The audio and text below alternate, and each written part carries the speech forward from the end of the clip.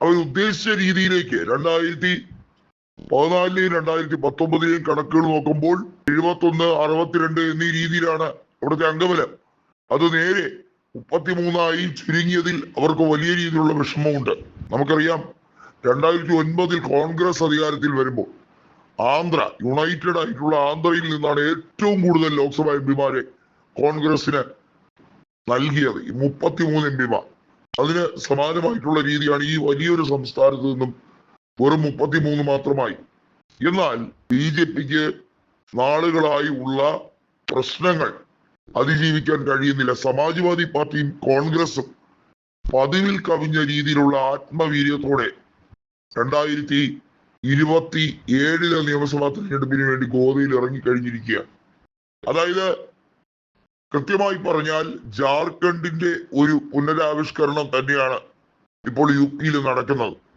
കാരണം ബീഹാറിലേതുപോലെയുള്ള ഐക്യക്കുറവും അല്ലെങ്കിൽ എംപിമാരുടെ പ്രശ്നങ്ങൾ, അതല്ലെങ്കിൽ MLA മാർ സാമാന്യം അറിയപ്പെടുന്ന പ്രാദേശിക നേതാക്കൾ തമ്മിലുള്ള പടലപ്പിണക്കം, ഇതൊന്നും UP ഇല്ല എന്നുള്ളതാണ്. അഖിലേഷിനെ കടത്തിവിട്ടുന്ന അല്ലെങ്കിൽ അഖിലേഷിനെ ധിക്കരിക്കുന്ന രീതിയിൽ പാർട്ടിയിൽ ആരുമില്ല.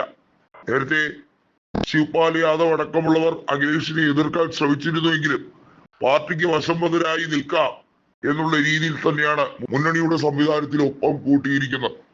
2027 കോൺഗ്രസ് സമാജ്വാദി പാർട്ടി സഖ്യം UP പിടിക്കുകയാണെങ്കിൽ അത് BJPക്ക് ഏൽക്കുന്ന ഏറ്റവും വലിയ തിരിച്ചടികളിൽ ഒന്നായിരിക്കും. കാരണം പ്രധാനമന്ത്രി അടക്കം, പ്രതിരോധ മന്ത്രി അടക്കം പ്രധാനപ്പെട്ട ക്യാബിനറ്റ് മന്ത്രിമാർ അവരുടെ രക്ഷാകവചമായിട്ടുള്ള, അവരുടെ ഈറ്റില്ലമായിട്ടുള്ള UP, യോഗിയുടെ UP, നാളത്തെ പ്രധാനമന്ത്രി സ്ഥാനാർത്ഥിയായി BJP വാനോളം വാഴ്ത്തുന്ന UP ഒരു തിരിച്ചടി ഉണ്ടായാൽ ബീഹാറിൽ മുഖ്യമന്ത്രിയെ ചരിത്രത്തിൽ ആദ്യമായി കിട്ടി, ബംഗാളിൽ കിട്ടി എന്നൊക്കെ പറഞ്ഞ് കാറടച്ച് വെടിപൊട്ടിച്ചിട്ട് കാര്യമില്ല. സ്വന്തം ശക്തി ദുർഗം കൈവിട്ടു പോകുന്ന അവസ്ഥയിലാണ്. അതായത് വരുൺ ഗാന്ധി അടക്കം, മേനക ഗാന്ധി അടക്കം BJPയുടെ പ്രമുഖരായിട്ടുള്ള പല നേതാക്കളെയും സമാജ്വാദി പാർട്ടി കൺവിൻസ് ചെയ്യിപ്പിച്ചുകൊണ്ടിരിക്കുകയാണ്.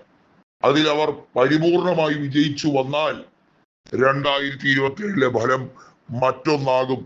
അട്ടിമറിയുടെ സാധ്യതകൾ അനന്തമായി തന്നെ നീളുകയാണ്.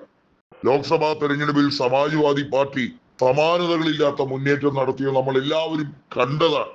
170ഓളം മണ്ഡലങ്ങളിൽ സമാജ്വാദി പാർട്ടിയും 30ഓളം മണ്ഡലങ്ങളിൽ കോൺഗ്രസും ലീഡ് ചെയ്യുന്നു.